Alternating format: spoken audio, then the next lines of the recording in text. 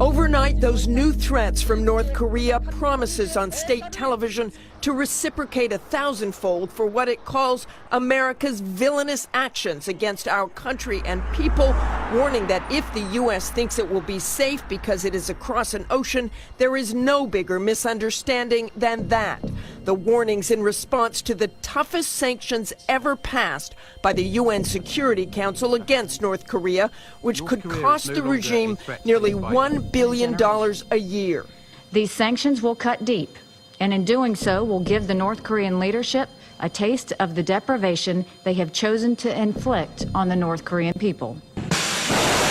Sanctions in the wake of North Korea's alarming progress in its nuclear and missile programs. Kim Jong-un launching a second intercontinental ballistic missile just 9 days ago, a missile potentially capable of reaching as far as the eastern U.S. It is now Secretary of State Rex Tillerson's mission as he travels across the region to ensure all parties, especially China, adhere to the sanctions in hopes North Korea finally comes around. Well, the best signal that North Korea could give us that they're prepared to talk would be to stop these missile launches.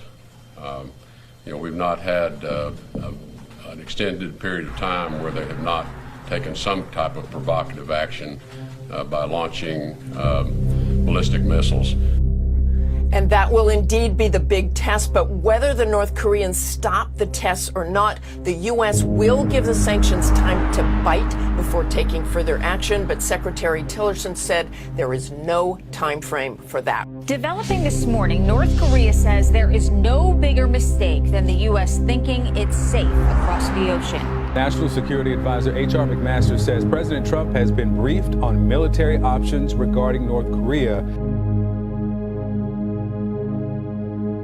It's an incredibly strong day for the United States. It's a strong day for the United Nations. It's a strong day for the international community that wanted to send a message to the North Korean regime that we were done. The time of talking is over. We made that very clear on Monday, and the time for action has happened, and now it's time for North Korea to decide where they're going to go. What you saw the Security Council do was a unanimous vote that basically banned coal, lead ore, iron ore, banned seafood, stopped all new joint ventures, stopped expansions of joint ventures, had multiple sanctions designations, and we gave them basically a kick in the gut with $1 billion of sanctions that are going to start, they're going to start to feel right away. It's going to be very strong, and it's time for North Korea to realize we're not playing anymore. North Koreans lining up to watch state-owned TV, threatening the U.S. with 1,000-fold revenge for what they call villainous UN sanctions, warning it's a mistake for Americans to think they're safe. President Trump talking for an hour to his Secretary of State at an Asian summit today, after Rex Tillerson delivered a message to North Korea.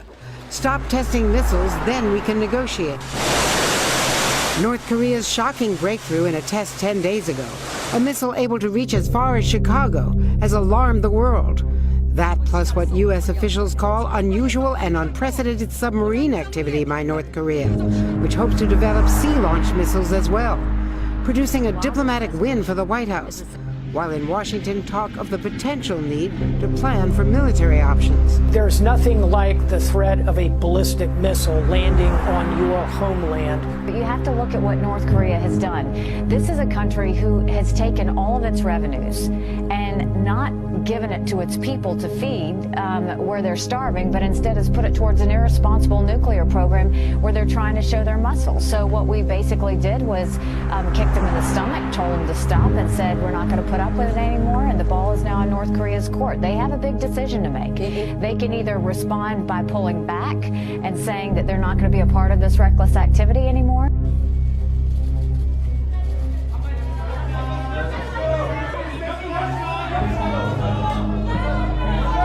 조선의 핵 보유가 미국이 떠드는 것처럼 세계적인 위협으로 되는가, 아니면 미국의 하나는 위협으로 되는가, 이에 대한 입장을 명확히 밝혔습니다.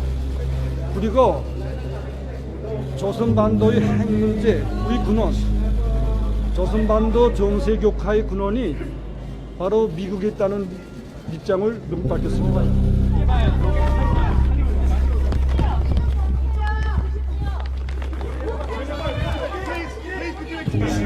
절대로 우리의 핵과 탄도 로켓을 십상타게 올려놓지 않을 것이며 우리가 선택한 핵무력 강화에 대해서 단 한치의 양보도 없다는 것을 천명했습니다.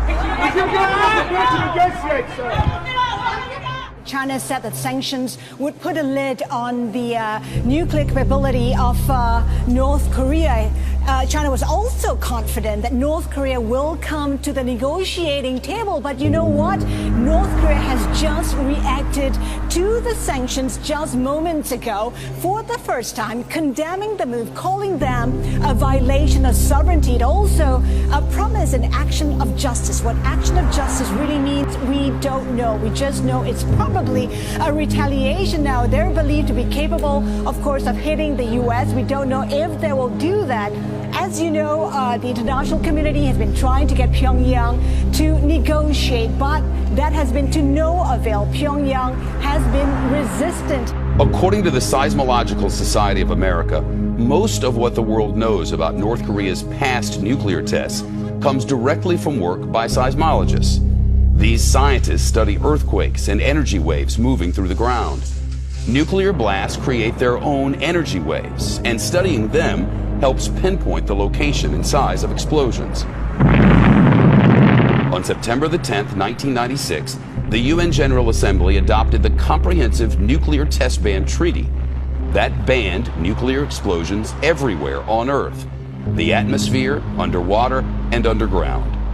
North Korea is the only country to perform nuclear tests in this millennium, and all have been underground. That makes seismologists essential.